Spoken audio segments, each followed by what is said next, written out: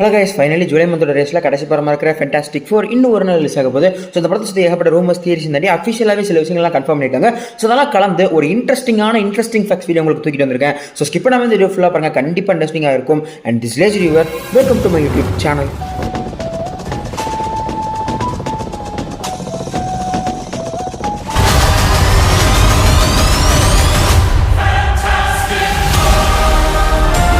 Interesting facts வந்து நம்ம ஸ்டார்டிங்லேருந்தே வந்துடலாம்.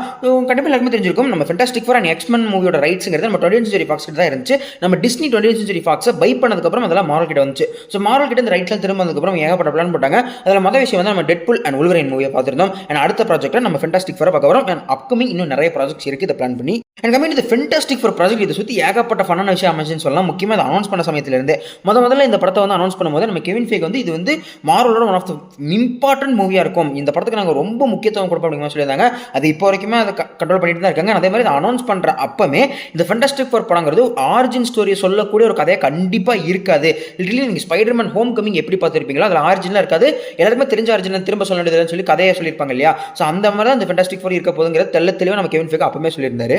அந்த ஒரு ரீசனாலே Spiderman Homecoming, far from home and no way ஹோம்னு சொல்லிட்டு இந்த ட்ரைலஜி டைரக்ட் பண்ணியிருந்த ஜான் வாட்ஸ் கிட்ட அந்த படத்தை கொடுத்துருந்தாங்க. அவர் தான் இந்த படத்தை டைரக்ட் பண்ணதா இருந்துச்சு முதல்ல. ஸோ டிசம்பர் 2021 ஒரு டேரக்டர் அனௌன்ஸ் பண்ணுறாங்க. பட் ஏப்ரல் 2022 அவர் இந்த படத்தை விட்டு விலகிறாரு. எனக்கு இந்த சூப்பர் ஹீரோ ஜானர்ஸ்லேருந்து கொஞ்சம் ரெஸ்ட் வேணும் அப்படிங்கிற மாதிரி அது விலகி போயிட்டாரு.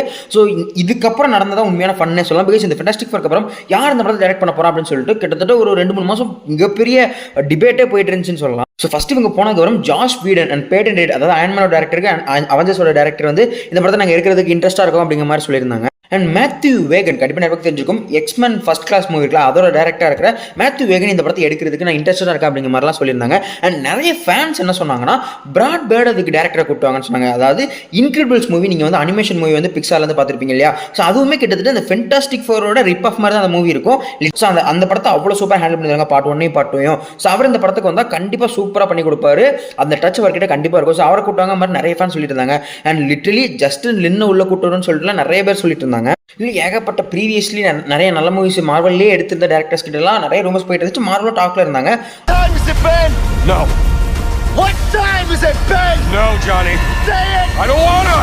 அதுக்கப்புறம் தான் மார்வல் இந்த ரூமர்ஸ்க்குலாம் ஒரு முடிவு கட்டணும்னு சொல்லிட்டு ஃபைனலி மேட் சாக்மன் அவர் தான் இந்த ஃபென்டாஸ்டிக் ஃபோர் டேரக்டருங்கிறத கன்ஃபார்ம் பண்ணாங்க. இவர் இதுக்கு முன்னாடி வந்து மார்வல்லையே வாண்டா விஷன் சீரிஸ் இருக்கு, அதோட கம்ப்ளீட் டேரக்டரே இவர் தான் இருந்தார்.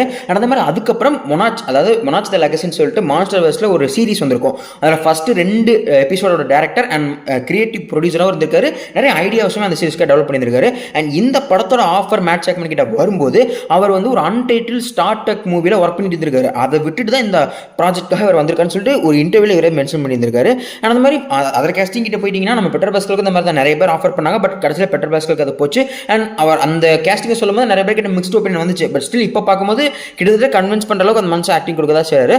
அண்ட் சூஸ்ட்ரம் கிட்ட போயிட்டீங்கன்னா சூஸ்ட்ரம்க்கு வந்து மார்கட் ராபி அண்ட் எம்மா ஸ்டோனுக்கு வந்து இந்த ரோல் போயிருக்கு மார்வல் கிட்ட இருந்து. பட் அவங்க 2 பேருமே அது டேர்ன் ஆன் பண்ணதுக்கு அப்புறம் தான் நம்ம வெனசா கேபி அதுக்கு கேஸ்ட் பண்ணியிருக்காங்க. அண்ட் இன்னொரு இன்ட்ரெஸ்டான கேஸ்டிங்னா இந்த கேலக்டஸாக நடிக்கிறவர் தான், அந்த மனுஷனோட அந்த வாய்ஸ்க்காக தான் அவரை கேஸ்ட் பண்ணியிருக்காங்க அப்படின்னு சொல்லலாம். பிகாஸ் அந்த மனுஷனோட வாய்ஸ் அவ்வளோ பேஸாக இருக்கும்.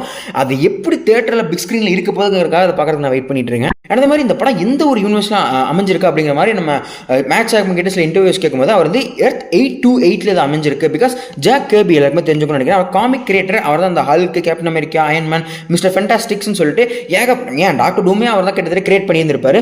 ஸோ அவரோட பர்த்டே டேட், அதாவது ஆகஸ்ட் 20th அவர் பிறந்திருப்பாரு. ஸோ அவரோட பர்த்டே டேட்டை ரிசம்பிள் பண்ணுற மாதிரி 828 நாங்கள் சூஸ் பண்ணோங்கிற மாதிரி அவர் சொல்லியிருக்காரு. அதே மாதிரி இந்த படத்தை பற்றி எல்லாருக்கும் தெரிஞ்ச ஒரு விஷயம் என்னன்னா, இது மார்வலோட 37th ஃபிலிமாகவும் ஃபேஸ் 6ஓட மொத்த மூவியாகவும் ஆரம்பிக்குது. இது ஒரு மிகப்பெரிய ஸ்டார்ட்கான ஒரு மிகப்பெரிய ஆரம்ப புள்ளி அப்படிங்கிற மாதிரி சொல்லலாம்.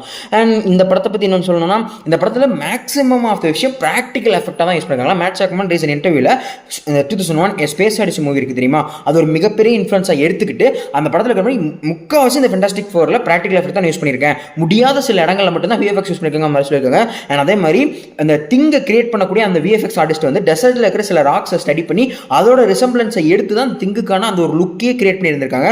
ஸோ அந்த அளவுக்கு டீப் ஸ்டடி போய் டீப்பான ஒர்க்கில் பெர்ஃபெக்டான மிடில் அந்த படம் மேக் பண்ணியிருக்காங்க. அதே மாதிரி மார்வல் ஸ்டுடியோஸில் லோகோ போட்டு வரக்கூடிய 4th ஃபென்டாஸ்டிக் ஃபோர் மூவி அதை நம்ம கன்சிடர் பண்ணலாம். அண்ட் அந்த மாதிரி இந்த படம் தான் first fantastic four movie to get a certified fresh in rotten tomatoes. இதுக்கு முன்னாடி வந்த எல்லா படங்களுமே பார்த்தீங்கன்னா 50% கூட கிரிட்டிக் ஸ்கோர்ல ரோட்டன் டொமேட்டோஸ்ல தாண்டாது. பட் இந்த படம் தான் 80% மேலே வாங்கி சர்டிஃபைட் ஃப்ரெஷ்ஷாக இருக்கு. அந்த படத்தை பார்த்தவங்க நிறைய பேருமே பாசிட்டிவ் ரியாக்ஷன் தான் கொடுத்துட்டு இருக்காங்க. சில பேர் மிக்ஸ்ட் ரியாக்ஷன் கொடுப்பாங்க. அது படம் பார்த்துட்டு நம்ம முடிவு பண்ணிக்கலாம். பேசிக் இந்த படத்தில் ரன் டைம் கிட்ட வந்தோம்னா கிட்டத்தட்ட 1 hour and 55 minutes இந்த படம் ரன் ஆகுது. உண்மையுமே ஒரு ஷார்ட்டான ரன் டைம் தான். பட் அதுக்கேற்ற மாதிரி கிறிஸ்பாவும் படம் போகுன்ற மாதிரி சொல்றாங்க. அதை வெயிட் பண்ணி தான் பார்க்கலாம். அண்ட் பேசிக்காக இந்த படத்தோட பட்ஜெட் கேட்டிங்கன்னா 200 to 250 million பட்ஜெட், கொஞ்சம் ஹெவி பட்ஜெட் போட்டிருக்காங்க. பட் அதுக்கேற்ற ஒரு விஷுவல் குவாலிட்டி, அதுக்கேற்ற ஒரு தரமான படத்தை நம்ம ஸ்க்ரீனில் பார்ப்போம் நான் நம்புறேன். அண்ட் இந்த படத்தோட பிரேக் ஈவன் பாயிண்ட் வந்து கிட்டத்தட்ட 400 to 500 million கோட் பண்ணியிருக்காங்க. அதாவது சூப்பர்மேனுக்கு என்ன சொன்னாங்கன்னா அதே தான் இந்த படம் என்ன பண்ணுங்கிறத வெயிட் பண்ணி தான் பார்க்கணும். அண்ட் ஃபைனலி ஒரு விஷயம் இதோட வந்து முடிச்சுக்கிறேன்.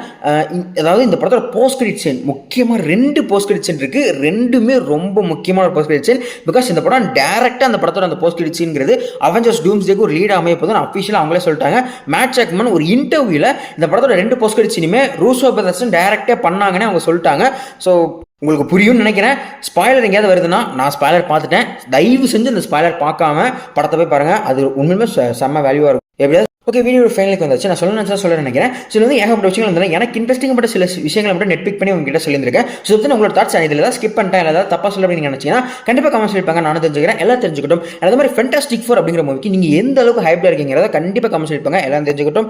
அண்ட் வழக்கமாக சொல்கிறதா இந்த வீடியோ பற்றின தாட்ஸ் தான் கண்டிப்பாக கமெண்ட்ஸ் சொல்லிப்பாங்க. ஏதாவது ஃப்ளாஸ் கண்டுபிடிச்சிங்கன்னா கண்டிப்பாக கமெண்ட்ஸ் சொல்லிப்பாங்க. அடுத்த வீடியோ இம்ப்ரூவ் பண்ண ட்ரை பண்ணிக்கிறேன். அண்ட் வழக்கமாக சொல்கிறத இந்த வீடியோ முடிச்சுக்கிறேன். இதே மாதிரி இன்னொரு இன்ட்ரெஸ்டிங்காக விஷயம் பாய்.